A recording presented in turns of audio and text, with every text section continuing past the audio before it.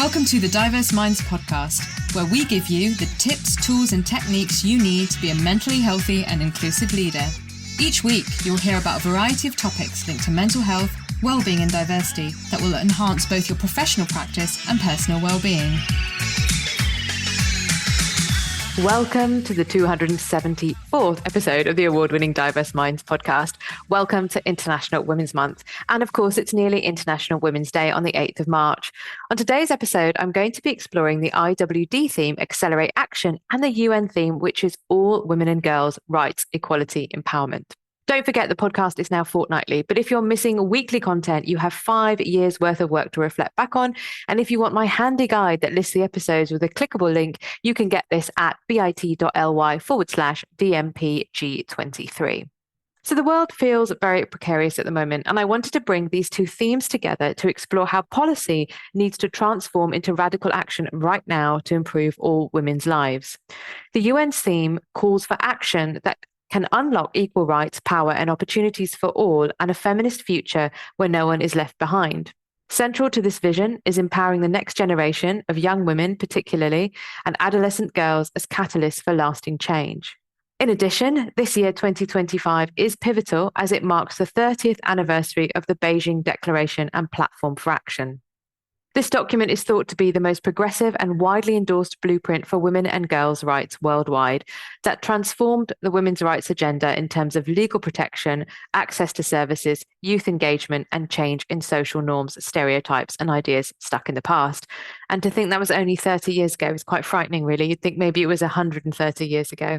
Now, the International Women's Day theme, Accelerate Action, is about highlighting the current rate of progress. At the current rate, it will take until 2158, which is about 5 generations from now, to reach full gender parity, according to the data from the World Economic Forum. Focusing on the need to accelerate action emphasizes the importance of taking swift and decisive steps to achieve gender equality.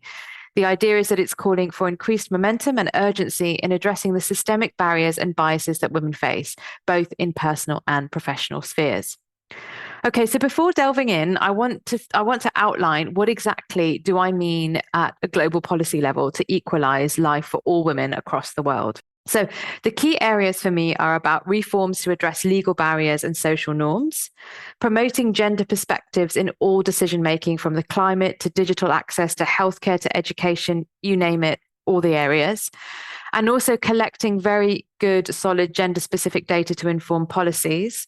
And I still haven't read it yet, Caroline Criado Perez's book, but using data like that, I've read a lot of reviews of it and I've seen specific things that she's put out there. So using data that then informs policies and informs things that affect women's lives.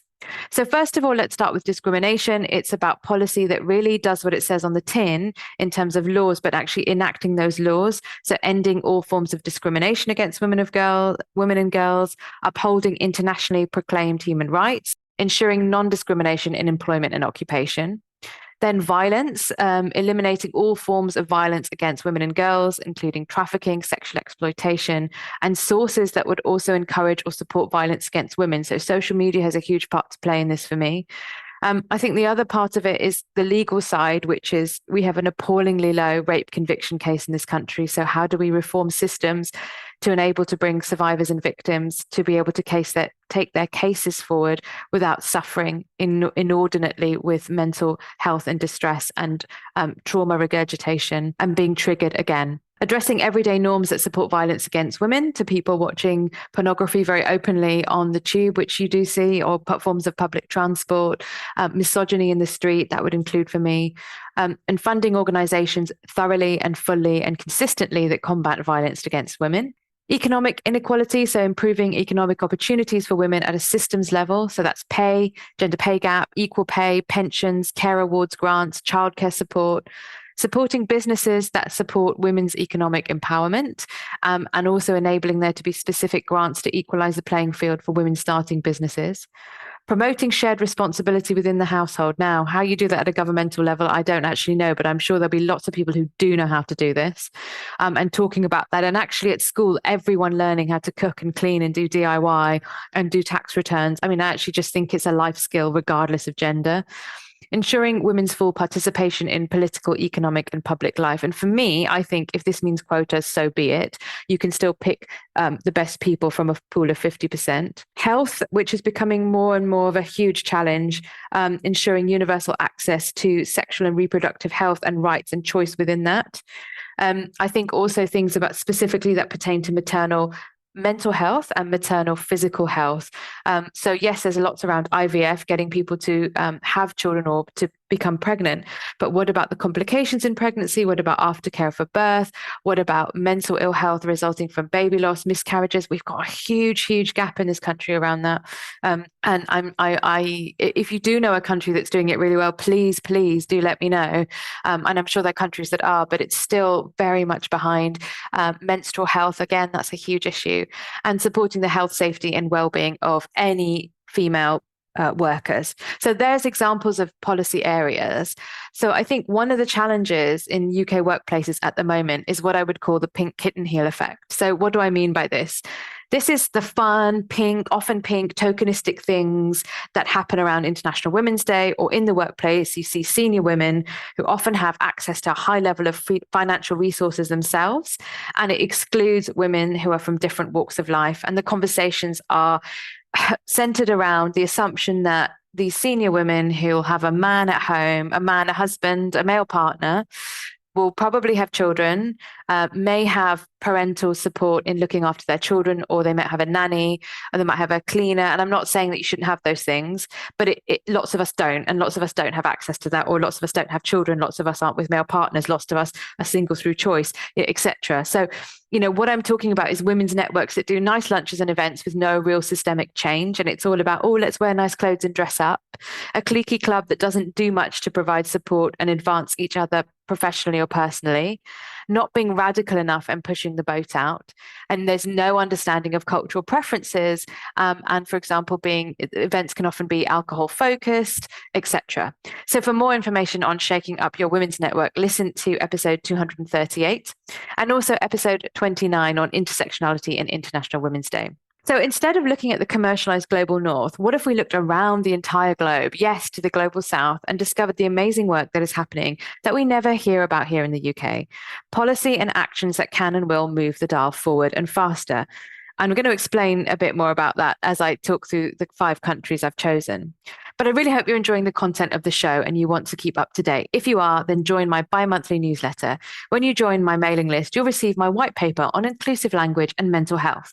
And that link is bit.ly/ILMHCK. So let's travel across the globe and learn about the wonderful policies that have turned into action to transform women's lives for the better. Now, there is a caveat here, and that caveat is I have done my research to the best of my ability, but of course, it's no substitute for living, breathing, and being part of a country. So of course, this will be an outsider's view and quite a sterile one because I haven't traveled to these countries. One country I have been to, but not for a long time, and the rest I haven't been to. So there's always more than I present here. And I also don't speak all of the languages in the countries I have mentioned. So this means I'm missing huge insights and cultural nuances. I was also only able to search in English. So therefore I missed cultural references or activist perspectives or information published in a number of languages. So this isn't perfect by any means, but I thought it's better to bring attention to things and maybe look at some of the challenges countries have had implementing new policies and radical action than not mentioning them at all. So on 31st of July, I'm going to start. So we're going to start. So country number 1, on 31st of July, 2021, the Moroccan parliament adopted a reform that did not receive much attention, but did represent a big step forward in helping close the country's gender gap. So this was a new amended law on public limited companies to promote balanced representation of women and men in corporate governance bodies. So it's Law 19.20, modifying and completing Law 17-95 related to public limited companies. So in essence, they set mandatory quotas for women on boards of publicly traded companies with a target of at least 30% female representation by 2024 and 40% by 2027. So really interesting. So how are they getting on? I didn't find it very completely easy to find the answer, but the latest figure I could find was in 2022, and that number stood at 18.2%, which was up from 5.9% in 2017. So actually, in a relatively short amount of time, there has been quite a shift. I also found a paper published on the 8th of June 2023 called Bridging the Gender Gap in Morocco's Corporate Boardrooms by Khadija Al-Arkubi and Fadoua Tahari. And they state, this is really interesting, they state, while this legislative intervention has led to some progress, the representation of women on boards in Morocco still lags behind the desired levels. So that's interesting. But what I would say is the other effect of this was influencing their neighbors. So Egypt has a quota of 30% of women by 2030 on their boards. It currently stands at 19.7%. So I think that's interesting. And if we compare it, as of June 30th, 2024, in the US, women hold 30% of board seats for the Russell 3000 companies, according to 50/50 women on boards. And this was an increase of 29% in 2022 for them. So for a country that loves to lord it over everyone else, I think it's quite fascinating that actually modern Middle East isn't really that far behind, and the gains they've made in a very short period of time has been phenomenal. And in the UK, this figure is 43% for FTSE 350 companies, which surprised me. It's actually much higher than I thought. However, we know that women are complex. So if we start to look at women from global majority backgrounds, women who have caring responsibilities, very significant caring responsibilities for elder or younger dependents, disabled women, we could keep going. I'm sure that number would start dropping, unfortunately, because there are more and more barriers in society as we may have different identity facets that come into our life, and we have to start to manage our lives in ways that society isn't prepared or ready for. So interesting, but I do think it's very interesting with quotas. Some people hate them. I'm actually quite a big fan of them, but it has clearly shifted the dial in some direction, even though, it hasn't led to the desired effect. There is positivity going in the right direction. Okay, next. So country number 2, we are now moving to Bolivia. So Bolivia's lawmakers are 50% women. And what I feel very angry about is the fact that we hear very, very little about the whole continent of South America in the UK. This is different if you live in Spain and you're plugged in North America, but I have to say here it's shameful, and you really have to hunt. I feel you really have to hunt this information out. And interestingly, for my book group, we're traveling around the world, and we have done. We're doing the continent of South America at the moment, and many of the books you can't get that many books here in the UK from South America. It's very difficult to find them, so it's incredibly disappointing. But Bolivia is one of the few countries in the world where 50% of the lawmakers at every level of government are women. Female representation in Bolivian politics has increased since the 1980s. Currently, 56% of senators are women, while in the Chamber of Deputies, they're around 47%. Right, so this is no accident, but there was an electoral law which requires half of all party nominees to be female. And these quotas were introduced in 1997, when just 9% of Bolivia's national parliament were women. And I think it's great they've had quotas. So later on, it was made part of the constitution, and they're only superseded by Rwanda, which has 61% female representation in its lower chamber. Here's a caveat. So when I found some information from Latin American perspectives, they talked about that the political participation for women is actually quite difficult and complicated than this figure would suggest. So for many women that enter politics, there are still lots of barriers, from harassment and violence to unequal distribution of house and care work. And at the local level in particular, there have been cases of intimidation and violence.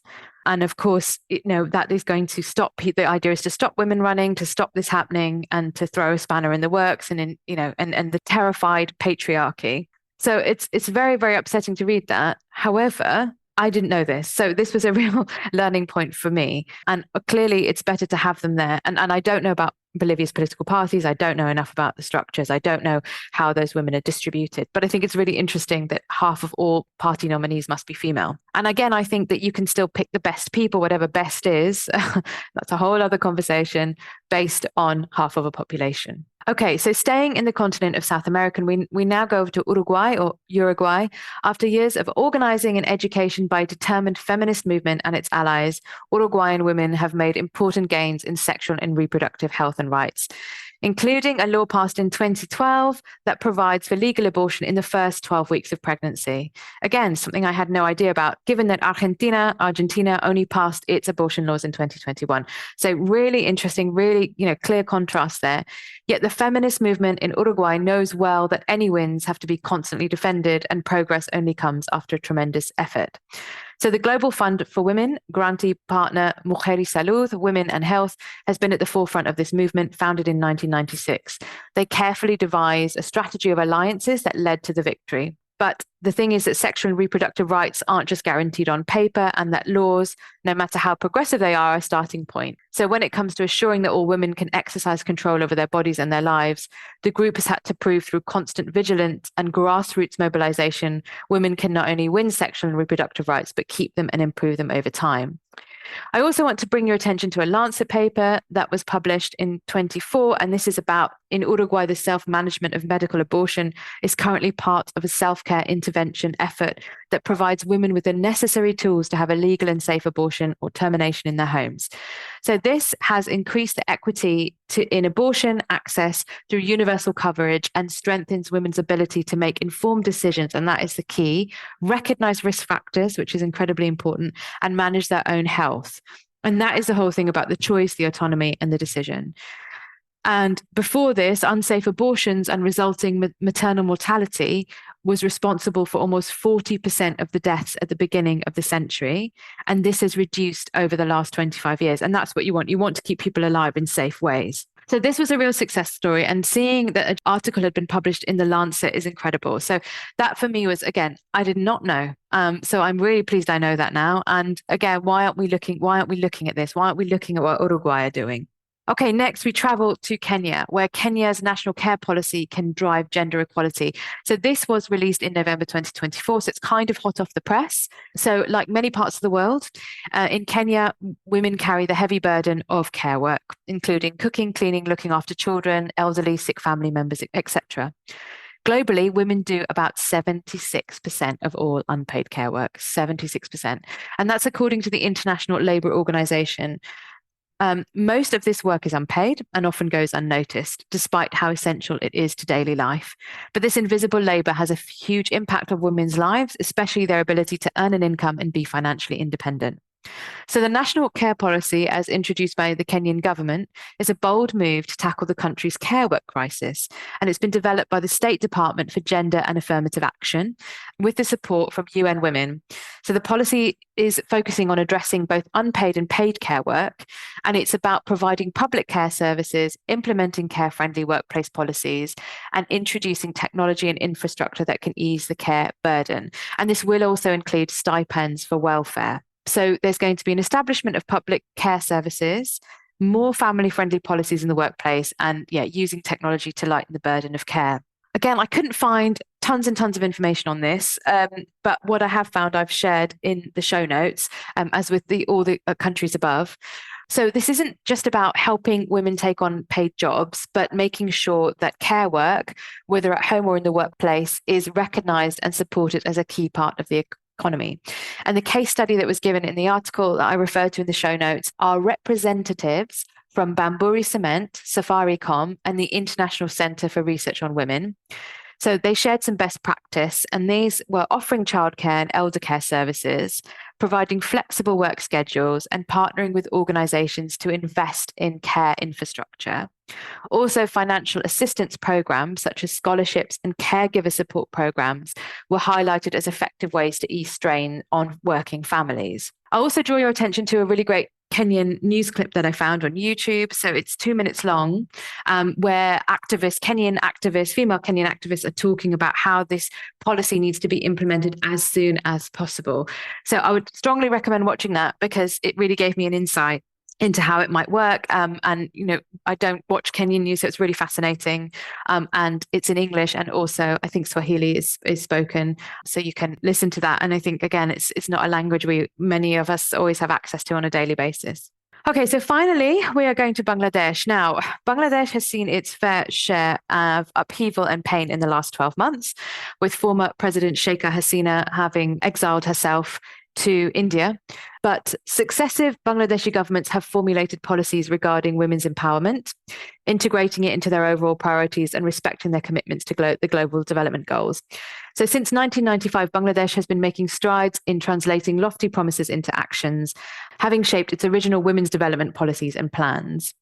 So microcredit, don't forget, originated with the Grameen Bank, founded in Bangladesh in 1983 by Bangladesh's current caretaker president, Muhammad Yunus. And literacy for women and girls was thought to be below 50% in 2002. It now stands at 74%. So please note there will be differences in city versus rural areas in terms of access to schools, etc. And again, I don't know the picture there, so I don't want to say this is what it's like. But of course, the University of Dhaka is very well established. So you're going to have a different picture depending on also access to schools and wealth, etc. Now, as a contrast on literacy, got me thinking about the UK.